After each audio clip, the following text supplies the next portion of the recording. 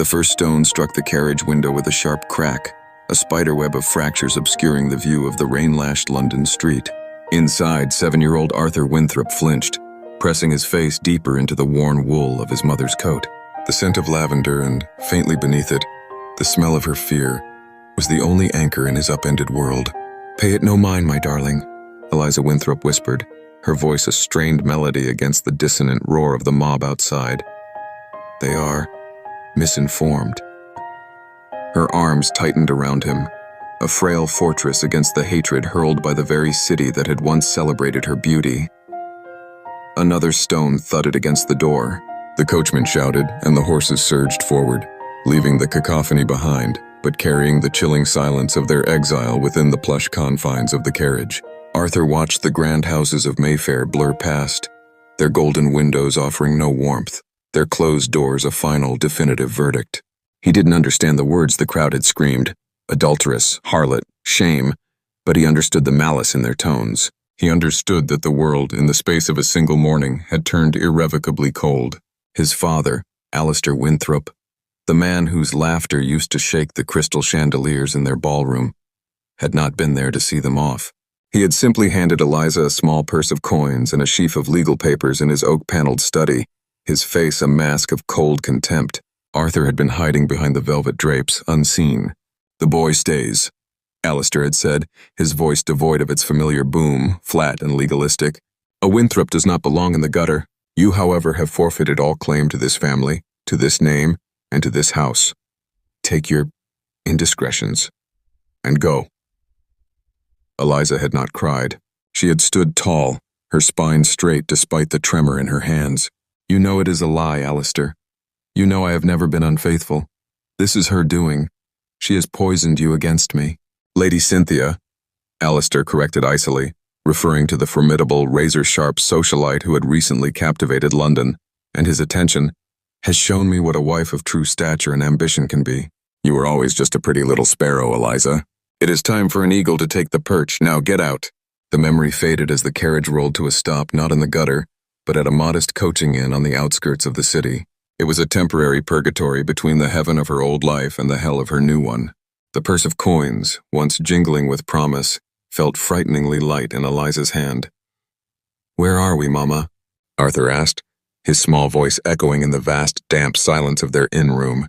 It was clean but mean, a world away from the nursery that had been his kingdom, filled with tin soldiers and books of adventure.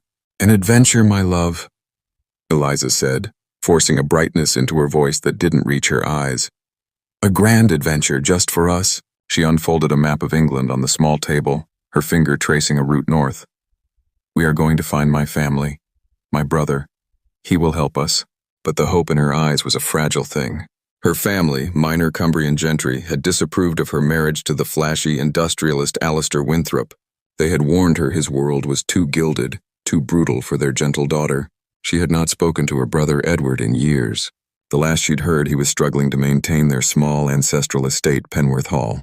Going to him was an act of desperation, a prayer sent into the void. Their journey north was a slow descent. The plush carriage was replaced by a crowded mail coach, then by a farmer's cart. The purse of coins dwindled, spent on stale bread, hard cheese, and nights in increasingly squalid lodgings. Eliza's fine clothes, once the envy of London, became dirty and ragged, marking her as a fallen woman. Arthur watched the light in his mother's eyes dim with each mile, each suspicious glance, each slammed door. The lavender scent was slowly being replaced by the smell of damp wool and despair. They arrived in the Lake District as autumn was surrendering to a bitter winter. The beauty of the fells and lakes was lost on them, a cruel backdrop to their misery. They trudged up the long, weed-choked drive to Penworth Hall. The house was not grand, but it had a stubborn, proud dignity, even in its obvious disrepair. Eliza lifted the heavy iron knocker, its sound echoing hollowly within. After a long moment, the door creaked open to reveal a man Arthur barely recognized from a faded portrait. Edward was still young but aged by worry, his eyes guarded and tired. "Eliza?" he breathed, shock etching lines on his face. "By God, what has happened to you?" The story tumbled out in the cold hallway. The lies, the accusations, the cruel efficiency of Alistair's divorce, the venom of Lady Cynthia, their expulsion. Edward listened, his expression growing grimmer. When she finished, he sighed, a sound of profound weariness. Eliza, I warned you about that man. His wealth was built on broken backs and broken promises. Please, Edward, she pleaded, her pride finally shattered. We have nowhere else to go, just for a little while, until I can find work. Edward looked past her at Arthur, shivering in his threadbare coat. His gaze softened for a moment, then hardened again as he looked around his own crumbling home. I have nothing, Eliza. The roof leaks, the creditors circle like vultures, taking in a disgraced sister and her child. The scandal alone would finish us. There is no work here for a woman like you. No one would hire you. He went inside and returned with a smaller purse than Alistair's, a loaf of bread, and a wedge of cheese. His face was a mask of pained finality. This is all I can do. Go to Keswick. Perhaps there's work in the inns, but you cannot stay here. The door closed with a soft, definitive thud. It was a sound far more devastating than the slam of Alistair's door. It was the sound of the last hope dying. Eliza stood frozen on the steps, the cold seeping through her thin shoes. Arthur tugged on her hand. Mama? Is Uncle Edward not coming on our adventure? She looked down at her son, his face pale and pinched with cold, yet still filled with a trust that was a knife in her heart. She had failed. She had lost everything, her home, her name, her reputation, and now the last refuge of family. All that remained was this small, fragile boy, and the crushing responsibility of keeping him alive. Keswick offered no salvation. The innkeepers took one look at her delicate hands and haunted, refined eyes and turned her away. We've no need for fancy ladies who can't scrub a pot, one sneered. The winter tightened its grip, a fierce, unrelenting cold that stole into their bones as they slept in barns, huddled together for warmth in haylofts, the wind whistling a mournful dirge through the cracks. Eliza's health, already weakened by hardship and heartbreak, began to fail. A persistent cough took root in her chest, a rattling, ugly sound that shook her slender frame. The little money was gone. They were reduced to scavenging, to begging for crusts at back doors, often met with curses and threats. One evening, seeking shelter from a sleet storm, they found an abandoned shepherd's hut on the fells. It was little more than a stone shell with a broken door, but it was a palace compared to the open fields. Eliza was burning with fever, her breathing shallow and rapid. Arthur, 9 years old now and aged a lifetime in 2 years, tucked his own coat around her, then went out into the freezing rain to look for help. He stumbled through the gloom towards a distant farmhouse light, falling repeatedly on the icy ground. He hammered on the door, his small fists raw. A burly farmer opened it, holding a lamp high. Please, sir, Arthur begged, tears freezing on his cheeks. My mother, she's sick. She's in the old hut on the fell. Please help us. The farmer's face was not unkind, but it was resigned. The coughing sickness? I can't have it near my family, lad. I'm sorry. He shut the door. A minute later, it opened a crack, and a woman's hand pushed out a blanket and a small loaf of bread before the door closed again, the bolt sliding shut with terrible finality. Defeated, Arthur trudged back to the hut. He wrapped the blanket around his mother and tried to get her to eat a piece of the bread. She was too weak. Arthur, she whispered, her voice a papery rustle. My brave, brave boy, come close. He lay down beside her, nestling into the hollow of her arm, just as he had in the great four-poster bed in London a lifetime ago. I need you to be strong, she said, each word a labor. So strong. Remember the stories I told you? Of knights in honor? Your father, he has forgotten his. But you must not. Promise me. I promise, Mama. Promise me you will be a good man, a kind man. Promise me you will find a way to forgive him. I don't want to forgive him, Arthur cried, his small body trembling with a rage too big for him. I hate him. Shh, my love, she soothed, stroking his hair with a trembling hand. Hate is a cold fire. It will only burn you. Promise me. He swallowed his sobs. I promise, Mama. She smiled then, a faint, beautiful ghost of her old smile. My little knight. Her eyes focused on something beyond the crumbling roof, beyond the cold English sky. Papa was right.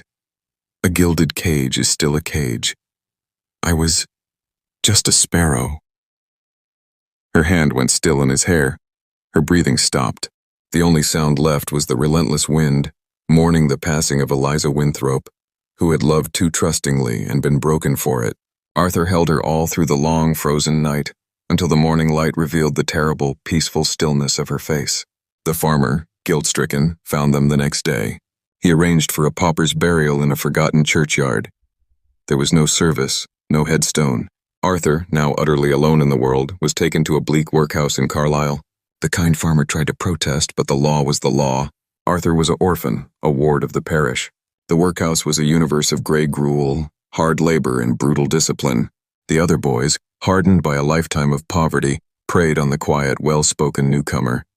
But Arthur remembered his promise. He remembered his mother's command to be strong, to be good. He buried his grief and his rage deep inside, building a wall of quiet resilience around his heart. He stole moments to read any scrap of printed paper he could find, clinging to the education his mother had begun, the only legacy he had left. He was 15 when fate intervened. The workhouse was visited by a local vicar, a man named Reverend Albright, who was compiling a parish census. Noting Arthur's intelligent eyes and refined accent amidst the rough boys, he took an interest. He learned his story, a tale that had even reached the northern papers years before. The sensational scandal of the Winthrop divorce. Moved by compassion, Reverend Albright used his influence to secure Arthur an apprenticeship with a respectable printer in Carlisle. It was a stroke of fortune, a lifeline out of the abyss. Arthur worked with a furious dedication, learning the trade, saving every penny. The printer, a childless man named Mr. Briggs, grew fond of the quiet, diligent boy and began to teach him more than just setting type. He taught him about business, about life. Years passed. Arthur grew into a serious, capable young man. The trauma of his childhood was a silent engine driving him forward. He never spoke of his past, but he never forgot his mother's face in the lamplight, her final words. The promise to be good was easy. The promise to forgive festered like a wound. He learned that his father, Alistair Winthrop, had indeed married the formidable Lady Cynthia. Their union had produced no children. He learned that Alistair's empire had grown even vaster, his name synonymous with ruthless wealth and power. The hatred Arthur had promised to relinquish burned as brightly as ever. At 25, with a small loan from Mr. Briggs, Arthur started his own modest publishing house.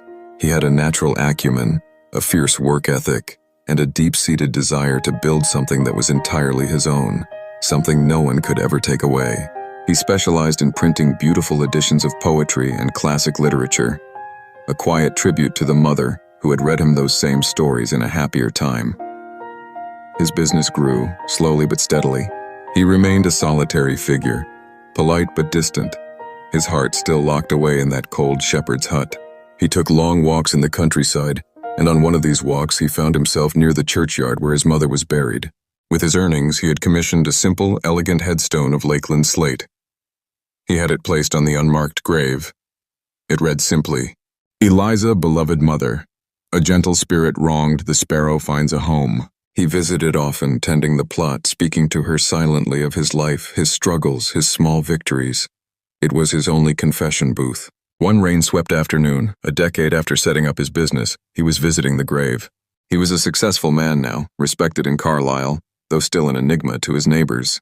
As he laid a bunch of heather on the grave, he noticed another figure standing a respectful distance away under a black umbrella, an old man, stooped and leaning heavily on a cane. The man approached slowly. His clothes were of the finest quality, but hung loosely on his gaunt frame. His face was lined with age and something else, a deep, abiding sorrow. But in the weary eyes, Arthur saw a haunting, familiar echo. "Forgive me," the old man said, his voice raspy but still carrying the remnants of a commanding tone. "I do not mean to intrude. I have been looking for this grave for a very long time." Arthur straightened up, a cold suspicion dawning in his gut. "Who are you?" The old man's gaze fell upon the headstone. He read the inscription, and a tremor went through him. He looked back at Arthur, really looked at him, and his eyes widened in stunned disbelief. "My God," he breathed. "The eyes. You have her eyes." Arthur knew then. The hatred, cold and sharp, surged up from where he had buried it. "Winthrop!" He spat the name like a curse. Alistair Winthrop flinched as if struck. He nodded slowly, his own eyes filling with a shame so profound it seemed to bow him further. "You are Arthur." "I am, and you are not welcome here. You have no right to be here. You threw her away. You killed her as surely as if you'd held a knife to her throat. Now leave." Arthur's voice was low and venomous, every word honed by 30 years of pent-up fury. Instead of leaving, Alistair did something astonishing. The great industrialist, the titan of commerce, leaned his forehead against his cane and began to weep. It was not a dignified sob, but the raw, ragged crying of a broken man. "I know," he choked out. "God help me, I know. She was right. Cynthia, she was a viper. She bled me dry, turned my friends against me, and left me when the first rumors of my financial troubles began. The empire, it's gone. The houses, the ships, the factories, all dust. It was built on sand, on greed, and on a terrible, terrible sin." He looked up, his face ravaged by grief and regret. "She never betrayed me, Arthur. It was all a lie, concocted by Cynthia and a paid actor. I was a proud, stupid fool, blinded by ambition and flattery. I wanted a trophy wife, not a true one. I discarded a diamond for a piece of glass." He stumbled closer to the grave, collapsing to his knees in the wet grass, heedless of the mud staining his expensive trousers. He laid a trembling hand on the cool slate. "Eliza," he whispered, his voice breaking. "My sweet Eliza, I'm so sorry. I have lived these past 30 years in a hell of my own making. Every room echoes with your laughter. Every success turned to ash because you were not there to share it. I have been punished, my love. I have been utterly and completely punished." Arthur stood frozen, watching the man he had hated his entire life shatter before his mother's grave. The towering figure of his childhood nightmares was reduced to a frail, weeping old man, consumed by regret. The hatred, so long a part of him, suddenly had nowhere to go. It felt hollow, pointless. Alistair looked up at him, his eyes pleading. "I have spent a fortune trying to find you." "I heard a rumor of a printer in Carlisle, a man who visited a certain grave. I have nothing left to give you but this, the truth, and my apology. I do not ask for your forgiveness. I do not deserve it. I only wanted you to know, and to see his face, to see that she lives on in you." Arthur said nothing. The rain fell softly on them both, washing the old man's tears away. He thought of his mother's last request. "Promise me you will find a way to forgive him." He had thought it an impossible task, a promise made to ease a dying woman's mind. But watching this broken shell of a man, he understood. Forgiveness was not about excusing the wrong. It was about relinquishing the hold it had on him. It was about setting down the heavy burden of hatred he had carried for so long. It was the final act of honoring his mother's wish. He didn't speak. He simply walked forward and offered his hand to help his father up. Alistair stared at the offered hand as if it were a miracle. He took it, his grip weak and trembling. Arthur helped him to his feet. "There is an inn in the village," Arthur said, his voice quiet but clear. "You will catch your death out here. I will take you there." It was not absolution. It was not a reunion. It was a simple human act of mercy. But for Alistair Winthrop, it was everything. He lived for another year, a guest in a small room above Arthur's printing house. They never became father and son. The chasm was too wide, the history too painful. But they found a fragile peace. Arthur learned the full extent of Cynthia's manipulations and the loneliness that had driven his father into her web. Alistair, in turn, watched his son with a proud, aching wonder. This strong, principled, self-made man was everything he himself had failed to be. When Alistair died, he was buried in the churchyard beside Eliza, under a matching headstone of Lakeland slate. Arthur had it inscribed, Alistair Winthrop, finally at peace beside his beloved Eliza. He learned too late that all the gold in the world cannot buy back a sparrow's song. Arthur Winthrop never became a wealthy industrialist like his father, but he built a life of quiet contentment and deep respect. He married a kind-hearted local school teacher, and they had children, a daughter they named Eliza and a son named Edward, in a gesture of forgiveness that stretched across the generations. He often took his children to the churchyard and the lakes and told them stories of a beautiful, brave woman who loved poetry and believed in honor, and of a proud man who lost his way but found it again at the very end. He taught them that a name was not about wealth or reputation, but about the kindness you showed and the promises you kept. And on quiet afternoons, when the sun dappled through the trees onto the two simple slate headstones, he would sit between them, a man at peace, the sparrow's song finally heard, and the long, hard winter of his heart finally over.